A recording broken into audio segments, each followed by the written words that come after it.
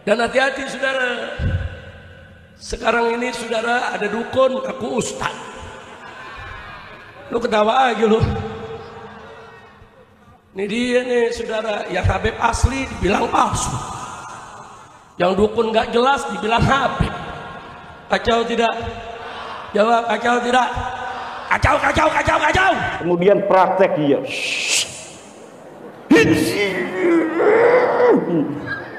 Itu gayanya sohibud dukun itu.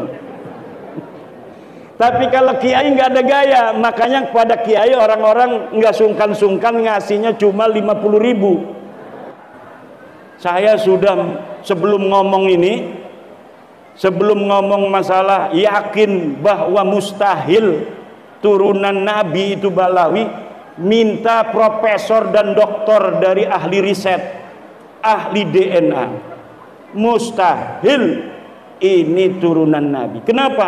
Karena iblis strateginya, dikik, jahat, saudara, jahat, saudara. Ya, sekarang juga banyak iblis jahat. Setiap kejadian CCTV hilang melulu. Iblis. Itu namanya apa? Namanya apa?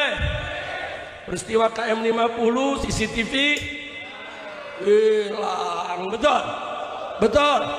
Betul. Iya, peristiwa Sambo CCTV hilang, peristiwa Afif CCTV, peristiwa Vina CCTV kok hilang melulu ya? Tapi giliran nilang orang CCTV-nya ada. Kacau tidak? Kacau tidak? Kita lagi bayar STNK, oh Anda punya denda 1 juta, dari mana? Ini ada foto-fotonya, ente nggak pakai seatbelt, ente melanggar lampu merah, kok tahu ada CCTV? Giliran nilang CCTV ada.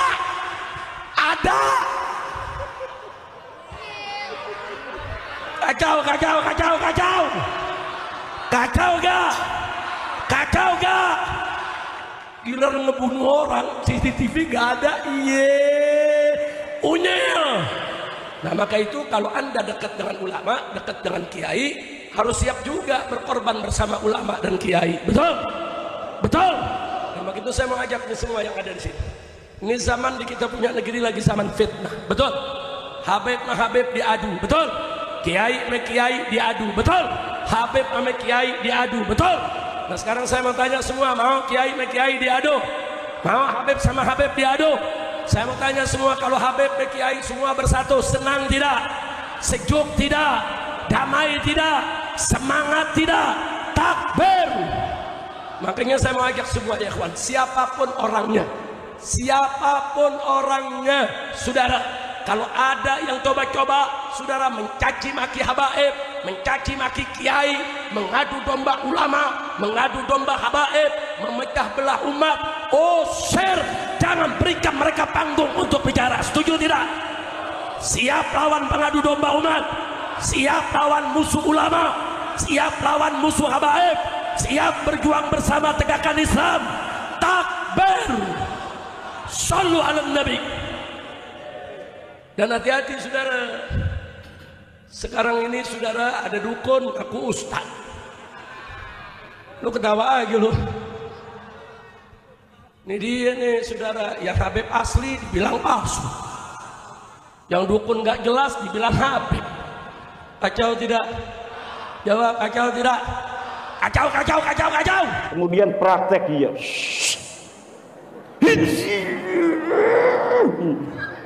Itu gayanya sohibud dukun itu. Tapi kalau kiai nggak ada gaya, makanya kepada kiai orang-orang nggak sungkan-sungkan ngasihnya cuma 50.000. Kenapa? Kiai nggak pakai gaya, nggak ngasih juga biasa-biasa aja, nggak ada gayanya. Semalam itu saya ceramah di sana, banyak yang minta air, nggak ada yang amplopin. Biasa-biasa aja karena nggak pakai gaya. Coba kalau saya pakai gaya,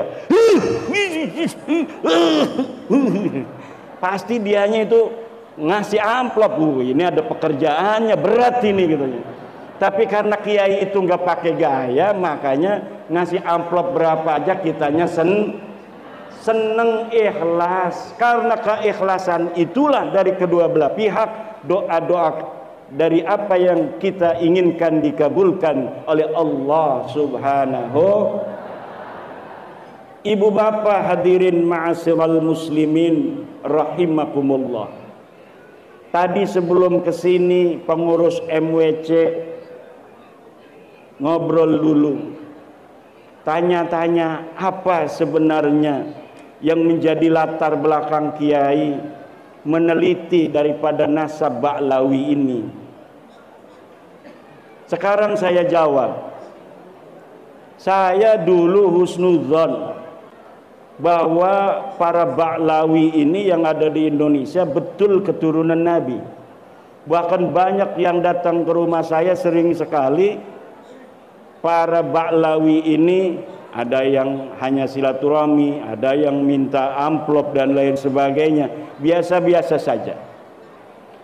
Itu sudah lama. Tapi kemarin-kemarin, 1 tahun kemarin saya lihat ini kok kayak tidak nyambung antara akhlak yang ditampilkan di hadapan publik dengan pengakuan sebagai keturunan daripada baginda Nabi besar Muhammad sallallahu alaihi wasallam. Akhirnya karena itu kemudian saya penasaran, apa betul para Ba'lawi yang dipanggil Habib ini adalah keturunan Nabi? Saya mencari di internet silsilah mereka. Ketemulah salah satu silsilah tokoh dari Ba'lawi. Kemudian saya urut namanya sampai Nabi Muhammad ada 39. Saya cari referensi tentang tahun-tahunnya. Ini tahun 2000, ini tahun sekian, bapaknya tahun sekian, tahun sekian, tahun sekian, hijriahnya sekian. Akhirnya setelah tahu nama-nama 39 dan tahun masing-masing dengan tahun hijriah, maka saya cari kitab-kitab nasab yang sesuai dengan tahun-tahun yang ada. Karena keturunan Nabi mah, semua keturunan Nabi setiap masa dicatat, Pak. Di abad ketiga ada kitabnya. Kalau betul ini orang yang ada di abad ketiga ini adalah merupakan turunan Nabi, maka akan ada catatannya. Di abad keempat banyak kitabnya, di abad kelima juga banyak, di abad keenam juga ada, di abad ketujuh juga ada, abad 9 ada, sampai abad sekarang ini anak keturunan Nabi yang ada di Saudi Arabia dari golongan marga Al-Abdali Al-Auni yang paling sahih, kemudian dari Az-Zaidi yang ada di Yaman. Di Yaman ini yang sahih nasabnya adalah Az-Zaidi, dari nasab keturunan para imam-imam Zaidiyah yang ada di Sana'a. Itu terbukti dalam setiap generasi sampai hari ini, yang sedang perang dengan orang-orang Amerika, yang sedang perang dengan orang-orang Israel, yang sedang perang dengan Inggris, itu adalah keturunan Nabi asli yang ada di Yaman dari suku Al-Hausi. Al-Hausi itu adalah keturunan Imam Hasan bin Ali bin Abi Thalib atau Imam Hasan bin Fatimah binti Rasulullah Muhammad sallallahu alaihi wasallam. Ternyata ini ada satu nama di abad keempat dari silsilah mereka, namanya Ahmad bin Isa. Ahmad bin Isa saya cari ada di dalam kitab-kitab nasab. Anaknya dicatat, jumlahnya 3. Pertama Muhammad, 2 adalah Husain, 2 Ali, ketiga Husain.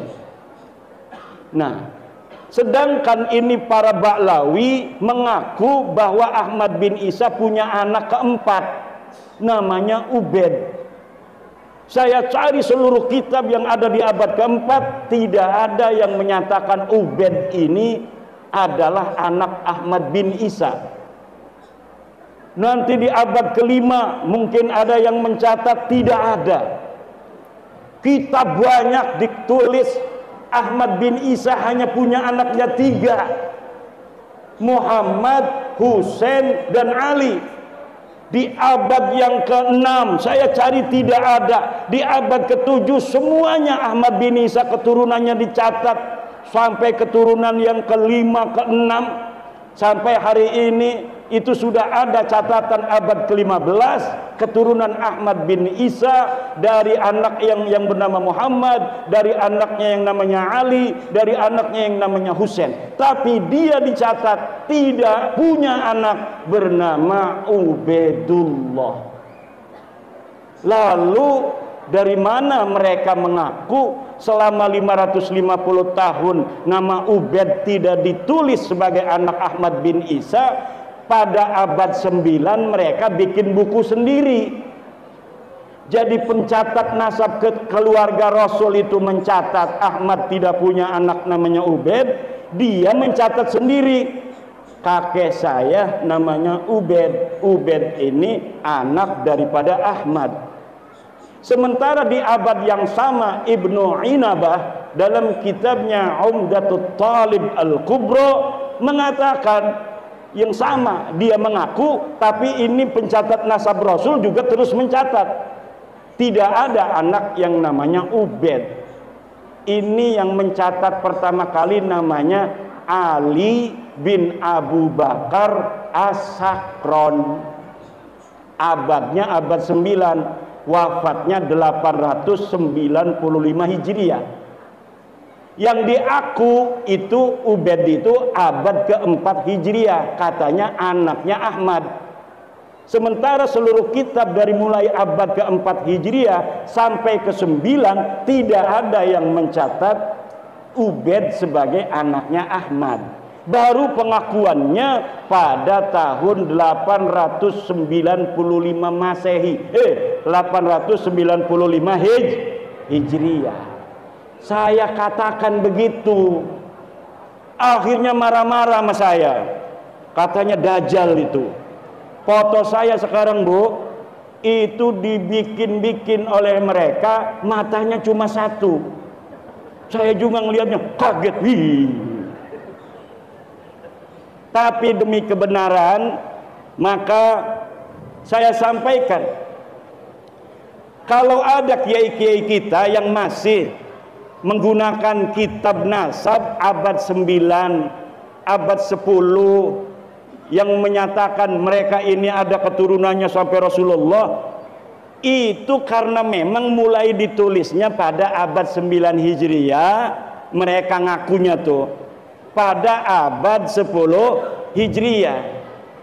Mereka ada di Yaman. Ahmad bin Isa ini adanya di Madinah.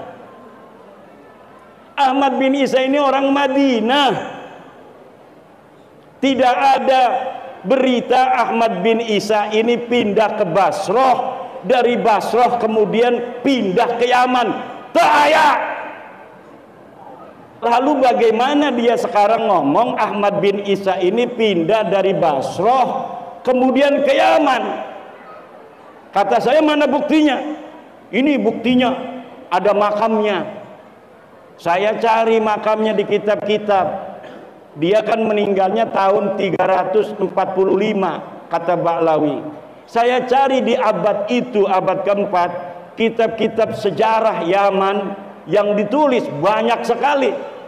Ibnul Athir, Ibnu Khaldun, kemudian Al-Lahaji, Musallam Al-Lahaji, banyak kitab-kitab Yaman yang ditulis. Ada nggak di sana makam namanya makam Ahmad bin Isa? Tidak ada, karena memang Ahmad bin Isa tidak pernah hijrah dari Basrah ke Hadramaut.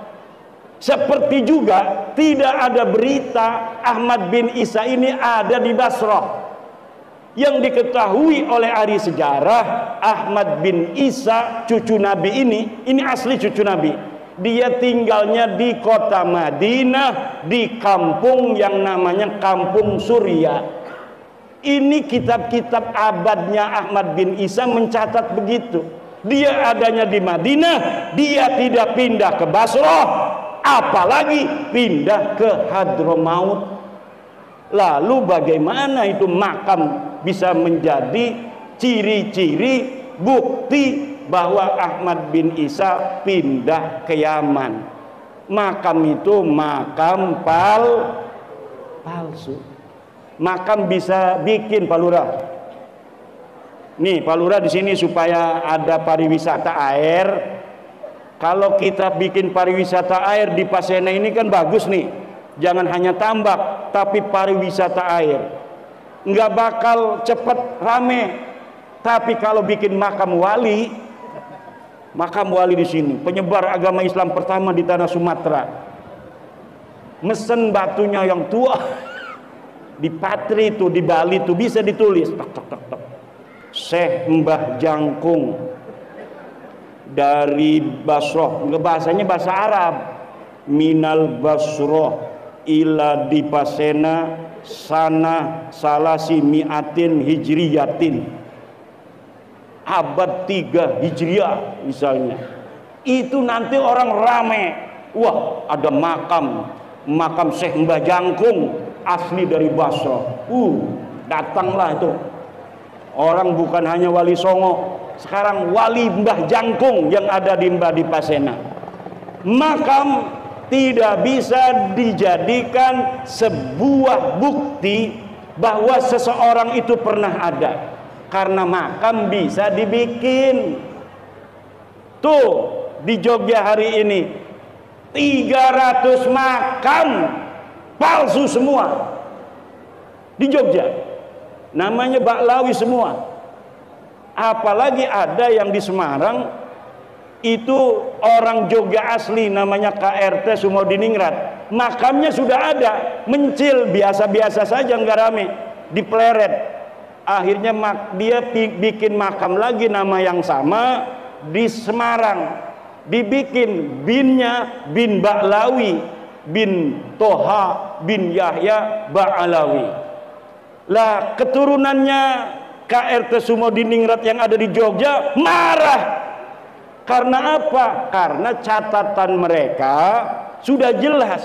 Ini KRT Sumodiningrat orang Jogja asli.